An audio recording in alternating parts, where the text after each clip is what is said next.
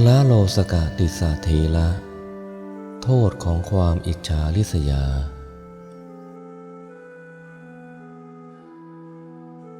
พระศาสดาเมื่อประทับอยู่ในเชตวันมหาวิหารทรงปรารภพระโลสกติสเถระตรัสพระธรรมเทศนานี้ดังนี้ก็พระเถระผู้มีชื่อว่าโลสกะนี้คือใครมีประวัติเป็นมาอย่างไรท่านเป็นบุตรของชาวประมงคนหนึ่งในแคว้นโกศลเป็นผู้ทำลายตระกูลวงของตนไม่มีลาภมาบวชในหมู่ภิกษุได้ยินมาว่าท่านจุติจากที่ที่ท่านเกิดแล้วถือปฏิสนธิในท้องของหญิงชาวประมงนางหนึ่งณหมู่บ้านชาวประมงตำบลหนึ่งซึ่งอยู่ร่วมกันถึง 1,000 ครอบครัวในแคว้นโกศลในวันที่ท่านถือปฏิสนธิชาวประมงทั้งพันครอบครัวนั้นพากันถือข่ายเที่ยวหาปลา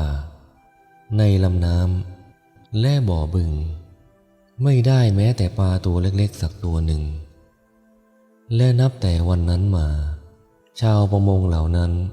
ก็พากันเสื่อมโทรมทีเดียวเมื่ออยู่ในท้องมารดานั้นเล่าชาวประมงเหล่านั้นก็ถูกไฟไหม้ถึง7 ครั้งถูกพระราชาปรับสินไหม7 ครั้งโดยในนี้ชาวประมงเหล่านั้นถึงความลำบากโดยลำดับพวกเขาคิดกันว่าเมื่อก่อนเรื่องทำนองนี้ไม่เคยมีแก่พวกเราเลยแต่บัดนี้พวกเราพากันย่ำแย่ในระหว่างพวกเราต้องมีตัวกาลกิณีคนหนึ่ง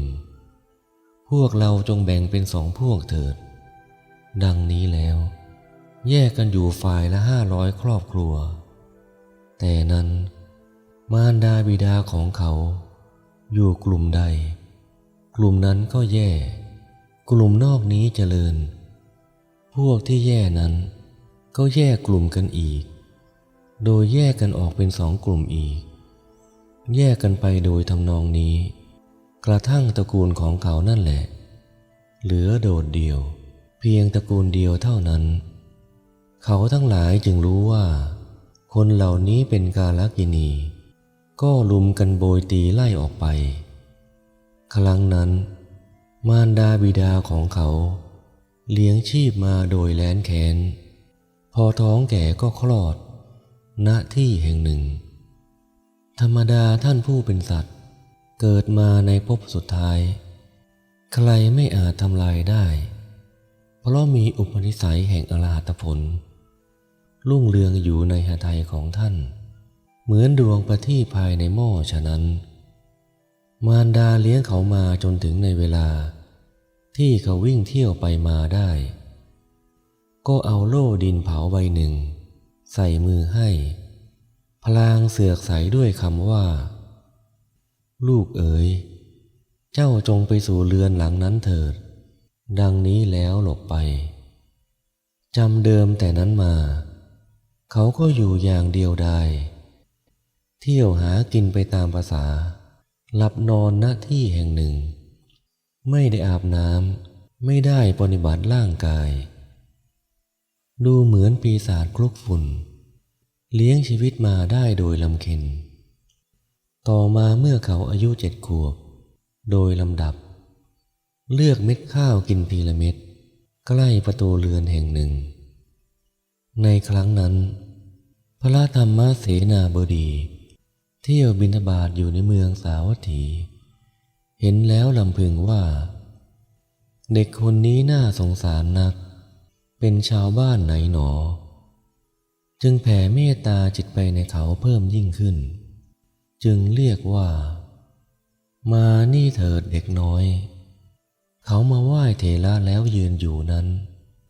พระเถระถามว่าเจ้าเป็นชาวบ้านไหนพ่อแม่ของเจ้าอยู่ไหนเขาตอบว่าท่านขอรับกระผมไร้ที่พึ่งพ่อแม่ของกระผมพูดว่า เพราะกับผมทำให้ท่านต้องลำบากจึงทิ้งกับผมหนีไปพระเถระถามว่าก็เจ้าจะบวชไหมล่ะ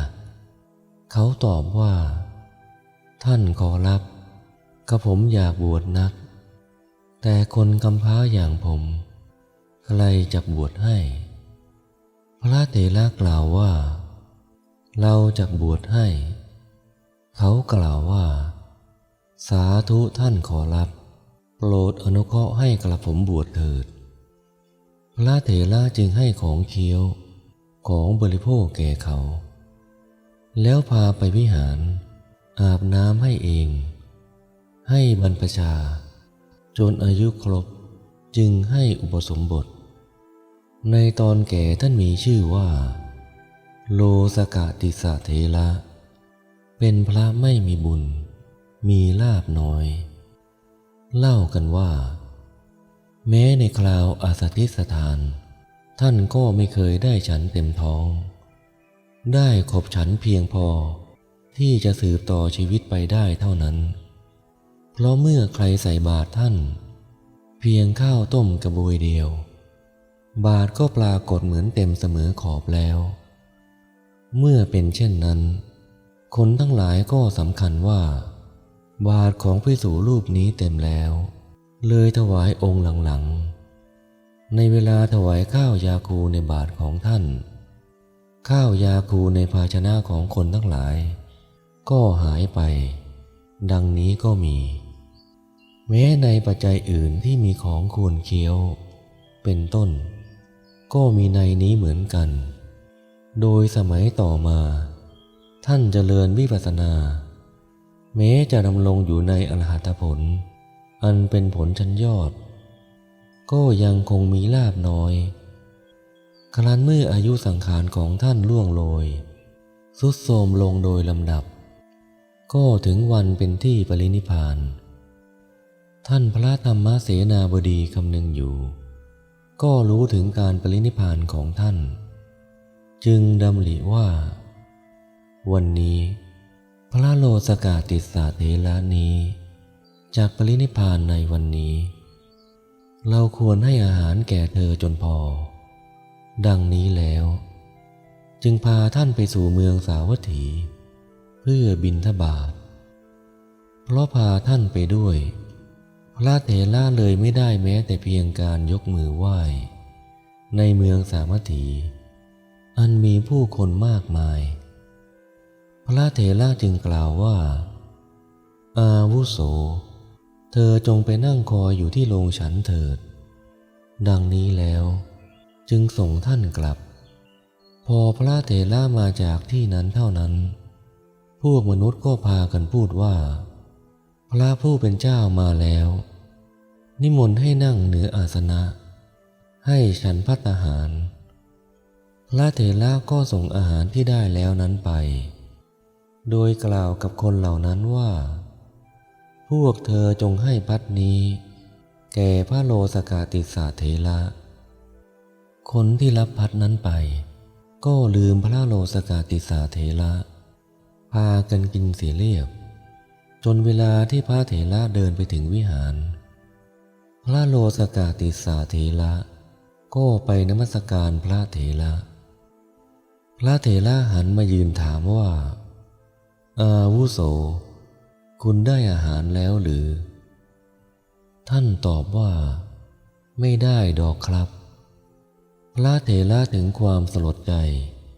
ดูเวลาการนั้นก็ยังไม่ล่วงเลยพระเถระจึงกล่าวว่าช่างเถิดผู้มีอายุ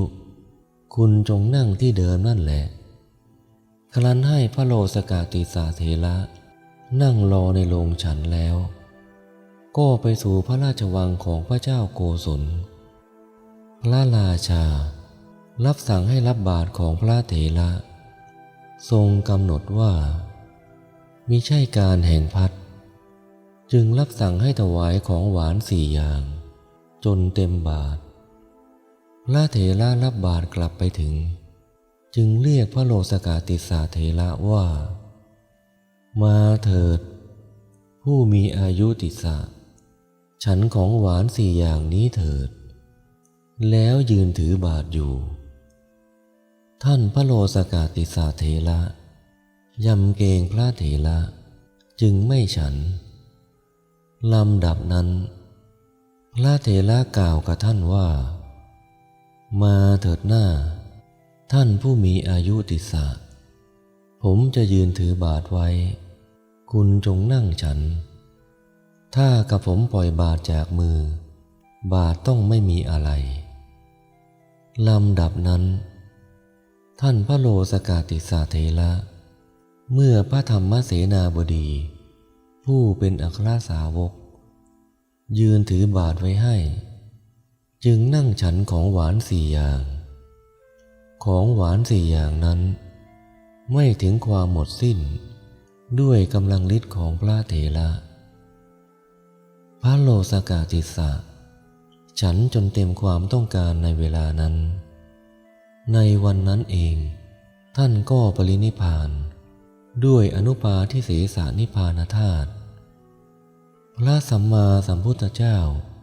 ประทับในสำนักของท่านทรงรับสั่งให้กระทำการปรงสรีระเก็บเอาธาตุทั้งหลายก่อพระเจดีย์บรรจุไว้ในเวลานั้นภิกษุทั้งหลายประชุมกันในธรรมสภานั่งสนทนากันว่าท่านผู้มีอายุทั้งหลายน่าอัศจรรย์จริงท่านพระโลสกาติสาเถระมีบุญน้อยมีลาภน้อยอันผู้มีบุญน้อย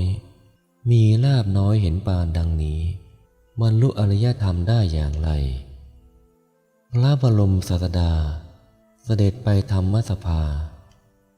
มีพระดำรัสถามว่าภิกษุทั้งหลายพวกเธอประชุมกันด้วยเรื่องอะไรเล่าเมื่อภิกษุเหล่านั้นกราบทูลให้ทรงทราบแล้วจึงตรัสว่าภิกษุทั้งหลายโลสกาติสาผู้นี้ได้ประกอบกรรมคือความเป็นผู้มีลาภน้อยและความเป็นผู้ได้อริยธรรมของตนด้วยตนเองเนื่องด้วยครั้งก่อนเธอกระทำอันตรายลาภของผู้อื่นจึงเป็นผู้มีลาภน้อยแต่เป็นผู้บรรลุอริยธรรมได้ด้วยผลที่บำเพ็ญวิปัสสนา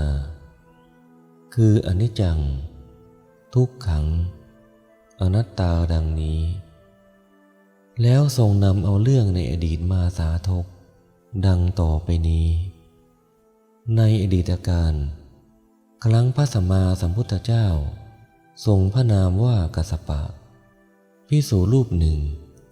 อาศัยกดุมพีผู้หนึ่งอยู่ในอาวาสประจำหมู่บ้านเป็นผู้เรียบร้อย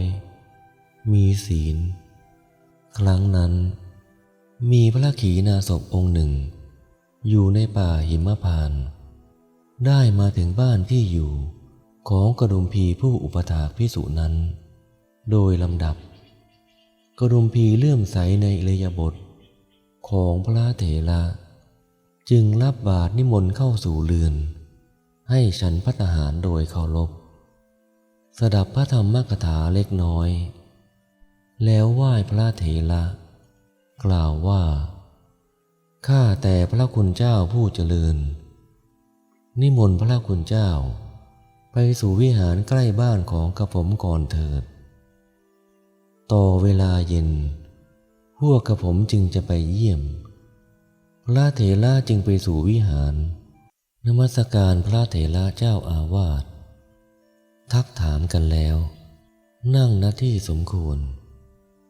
ท่านเจ้าอาวาสก็ทำปฏิสันถานกับท่านแล้วถามว่าผู้มีอายุคุณได้รับภัตตาหารแล้วหรือท่านตอบว่าได้แล้วครับคุณได้ที่ไหนเล่า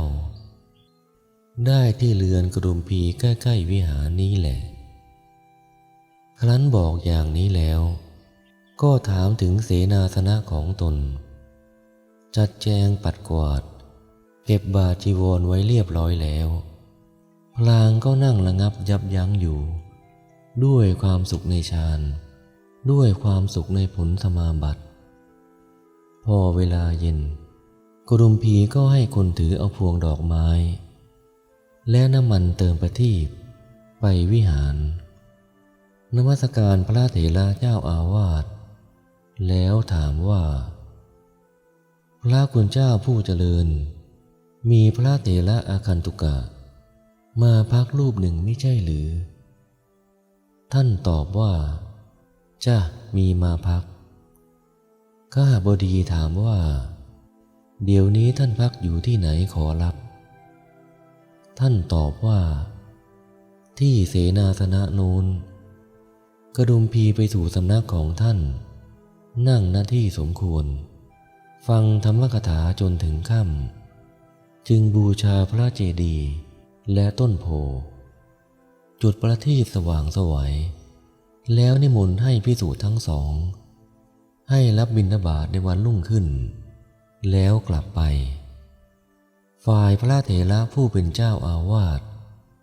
คิดว่ากระดุมพีผู้นี้ถูกพระอาคันตุกะยุให้แตกกับเราเสียแล้วถ้าเธอจักอยู่ในวิหารนี้ไซที่ไหนกระดุมพีจะนับถือเราจึงเกิดความไม่พอใจในพระเถระคิดว่าเราควรแสดงอาการไม่ให้เธออยู่ในที่วิหารนี้ดังนี้แล้วในเวลาที่ท่านมาปฏิบัติก็ไม่พูดด้วยพระเถระขีณาสพทราบอัธยาศัยของภิกษุผู้เป็นเจ้าอาวาสแล้วคำนึงว่าพระเถระนี้ไม่ทราบถึงการที่เราไม่มีความห่วงใยในตระกูลในลาภหรือในหมู่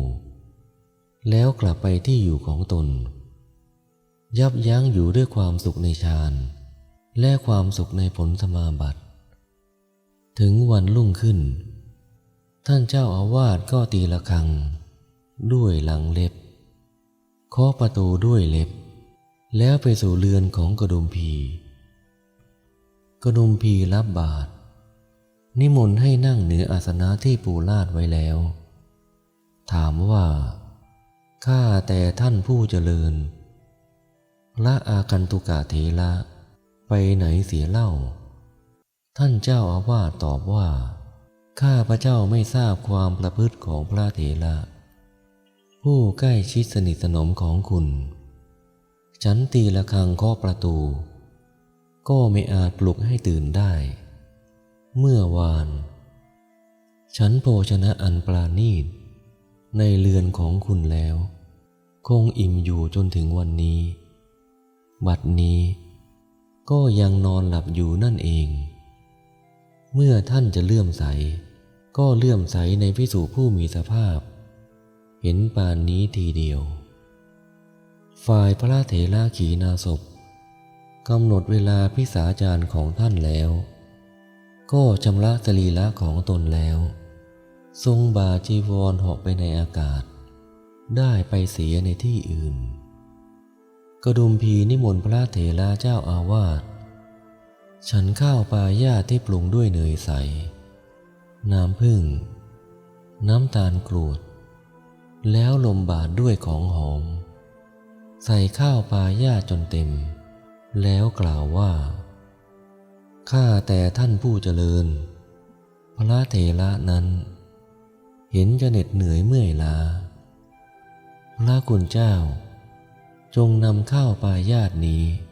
ไปให้ท่านด้วยเถิดแล้วถวายบาตรไปพระเถระเจ้าอาวาสไม่ห้ามเสียทันทีคงรับบาตรมาเดินไปแล้วคิดไปว่าถ้าภิกษุนั้นได้ข้าวปลายานี้ไซถึงเราจะจับคอฉุดให้ไปก็จักไม่ไป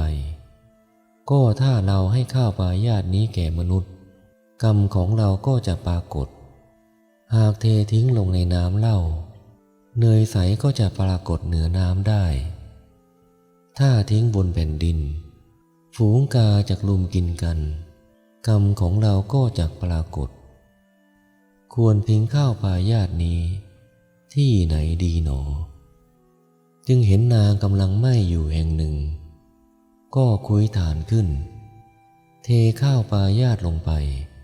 กลบด้วยก้อนถ่านนั้นแล้วจึงไปวิหารครั้นไม่เห็นภิกษุรูปนั้นจึงคิดว่าจะลอยภิกษุรูปนั้นจากเป็นพระขีณาสพรู้อัธยาศัยของเราแล้วจากไปเสียที่อื่นอันเป็นแน่โอ้เพราะท้องเป็นเหตุเราทำกรรมไม่สมควรเลยทันใดนั้นนั่นเอง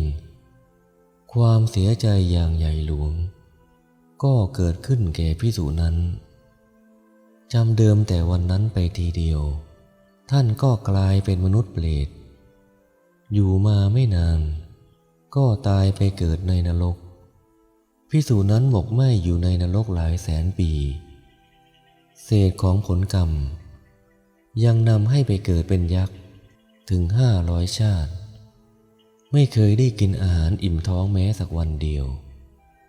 จนถึงวันตายจึงจะได้กินอิ่มถัดจากการเกิดเป็นยักษ์ก็ไปเกิดเป็นสุนัข500 ชาติแม้ในการที่เป็นสุนัขนั้นก็ได้กินลากเต็มท้องวันเดียวเท่านั้นส่วนในการที่เหลือไม่เคยได้กินอิ่มท้องเลยตลอดเวลาที่เป็นสุนัข500 ชาติจุติจากการเป็นสุนัขนั้นก็มาเกิดในตระกูลคนเข็นใจตระกูลหนึ่งในแคว้นกาสีตั้งแต่วันที่เขาเกิดตระกูลนั้นก็ยากจนลงหนักลงไปทีเดียวแม้แต่น้ำและปลายข้าวครึ่งท้องก็ไม่เคยได้เขาได้มีนามว่ามิตรพินทุกะพ่อแม่ของเขาไม่สามารถจะทนความทุกข์อันเกิดแต่ความอดอยากได้ก็พูดว่าไปเถิดอ้ายลูกกาลกินีไล่ตีเขาให้ออกไปมิตรพินทุกะไม่มีที่พำนักท่องเที่ยวไปจนถึงเมืองพาราณสีครั้งนั้นพระโพธิสัตว์เสวยพระชาติเป็นอาจารย์ที่สาปราโมทย์บอกศิลปะแก่มานพ500ในเวลานั้นชาวเมืองพาราณสีให้ทุนแก่คนเข็นใจให้ศึกษาศิลปะวิทยาแม้เด็กมินตพินทุกะนี้ก็ได้ศึกษาศิลปะวิทยาในสำนักของพระโพธิสัตว์มิตรพินทุกะเป็นเด็กหยาบคายไม่เชื่อฟังโอวาทเที่ยวชกต่อยเกะกะไปแม้พระโพธิสัตว์จะสั่งสอนก็ไม่เชื่อฟังโอวาทอาศัยเหตุนั้นความเจริญเติบโตของเขาจึงเป็นความโง่เขลาครั้งนั้นเขาเกิดทะเลาะวิวาทกับพวกเด็กๆทั้งไม่เชื่อฟังคำสอนเลยหนีเที่ยวไปถึงบ้านชายแดนตำบลหนึ่งทำงานรับจ้างเขาเลี้ยงชีวิตเขาได้เสียกับหญิงเข็นใจคนหนึ่งในหมู่บ้านนั้นนางเกิดบุตรกับเขา2 คนพวกชาวบ้านได้มอบงานส่งข่าวให้ทำว่าเจ้าพึงบอกข่าวดีข่าวร้ายแก่พวกเราให้ค่าจ้างและปลูกกระท่อมให้อยู่ที่ประตูบ้านก็เพราะอาศัยมินตพินทุกะนั้นเป็นต้นเหตุให้พวกชาวบ้านชายแดนนั้นถูกราชทัณฑ์ถึง7 ครั้งไฟไหม้บ้าน7 ครั้งบ่อน้ำพัง7 ครั้งพวกเขาจึงปรึกษากันว่าแต่ก่อนเมื่อมิตรพินทุกะผู้นี้ยังไม่มาพวกเราไม่เคยมีเรื่องอย่างนี้เลยบัดนี้นับแต่มิตรพินทุกะมาอยู่แล้วพวกเราแย่ลงไปตามๆกันจึงช่วยกันลุมตีขับไล่เขาออกไปเขาจึงพาลูก2 คนและเมียไปที่อื่นผ่านเข้าสู่ดงที่อมนุษย์ยึดครองแห่งหนึ่งพวกอมนุษย์ลุมกันจับลูกและเมียของเขาฆ่ากินเนื้อเสียในดงนั้นเองตัวเขาเองหนีรอดไปได้ ท่องเที่ยวไปเรื่อยๆลุถึงท่าเรือแห่งหนึ่งชื่อคัมภีระประจวบเป็นวันที่เขาจะปล่อยเรือทีเดียวก็สมัครเป็นกรรมกรลงเรือไปเรือแล่นไปในสมุทรได้7 วันถึงวันที่7ก็หยุดอยู่ที่กลางทะเลเหมือนมีใครมาจุดดึงไว้ชาวเรือเหล่านั้นก็จับสลากกาลกิณีกันสลากกาลกิณีตกถึงมีมิตตพินทุกะคนเดียวถึง7 ครั้งชาวเรือจึงโยนลูกบวบไม้ไผ่ให้เขาแพหนึ่งแล้วช่วยกันจับมิตตพินทุกะโยนลงทะเลเสียพอโยนมิตตพินทุกะลงทะเลแล้วเรือก็แล่นต่อไปได้มิตตพินทุกะนอนเหนือแพไม้ไผ่ลอยไปในทะเลด้วยผลที่ได้รักษาศีลไว้ในศาสนาของพระกัสสปะสัมมาสัมพุทธเจ้าจึงได้พบเทพธิดา4 นางอันอยู่ในวิมานแก้วผลึกหลังหนึ่งในทะเลเสวยสุขสำราญอยู่ในสำนักของเทพธิดาเหล่านั้นตลอด7 วัน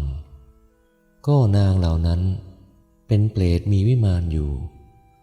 เสวยสุขได้7 วันเสวยทุกข์7 วันหมุนเวียนกันไปเมื่อนางจะไปเสวยทุกข์7 วันก็สั่งมิตตพินทุกะไว้ว่าท่านจงอยู่ที่นี่อย่าไปไหน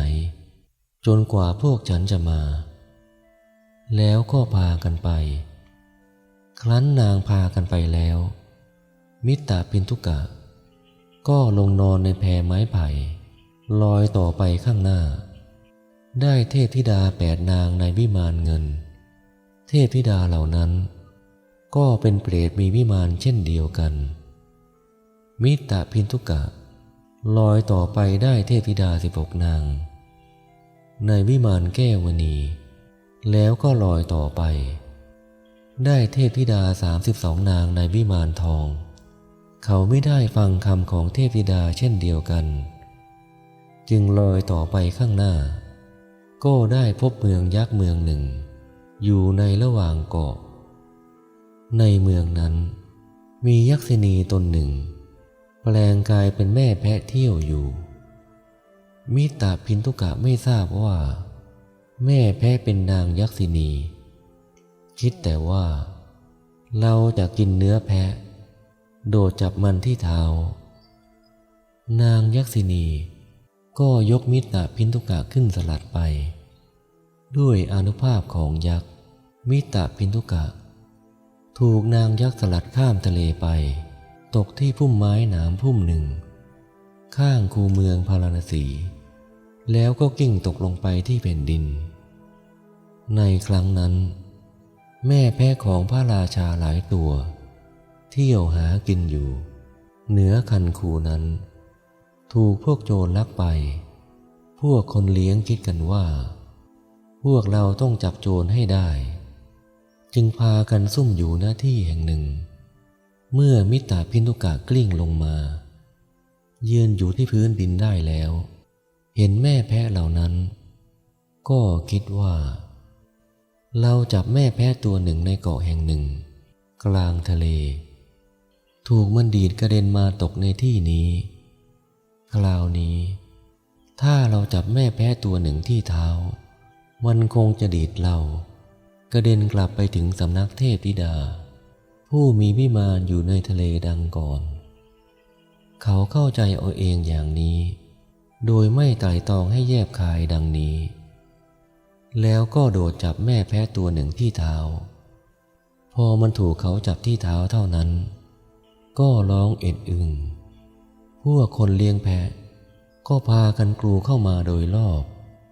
ต่างร้องว่าคอยมานานแล้วไอ้ขโมยกินแม่แพะในราชสกุลนี้ไอ้นี่เองดังนี้แล้วจึงลุมซ้อมแล้วจับมัดพาไปสู่พระราชวังในขณะนั้นพระโพธิสัตว์แวดล้อมไปด้วยมานพ500ออกจากเมืองไปอาบน้ำเห็นมิตตพินทุกะ ก็จำได้จึงพูดกับคนเหล่านั้นว่าพ่อคุณทั้งหลายคนผู้นี้เป็นศิษย์ของเราพวกท่านจับเขาเพราะเหตุไรคนเหล่านั้นตอบว่า